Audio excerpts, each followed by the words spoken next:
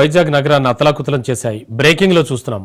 ఒక్క రోజులోనే ఎదురుగాలులు విధ్వంసం సృష్టించాయి. వైజాగ్ నగరంలోని Chinawaltair, east point colony, GVMC office, Seethampeta రోడ్లలో తీవ్రమైన ఎదురుగాలులు వణికించాయి. ఈ గాలుల వల్ల చాలా చోట్ల చెట్లు నేల కూలిపోయాయి. బంగాళాఖాతంలో ఏర్పడ్డ వాయుగుండం కారణంగా విశాఖ, విజయనగరం, శ్రీకాకుళం జిల్లాలకు వాతావరణ శాఖ భారీ వర్షాలు, ఎదురుగాలుల హెచ్చరికలు జారీ చేసింది. ఈ 3 జిల్లాలకు ఆకస్మిక వరదల హెచ్చరికలు కూడా జారీ అయ్యాయి. ఈ నేపథ్యంలో అధికార యంత్రాంగం అప్రమత్తమై కంట్రోల్ రూమ్లు ఏర్పాటు చేసింది.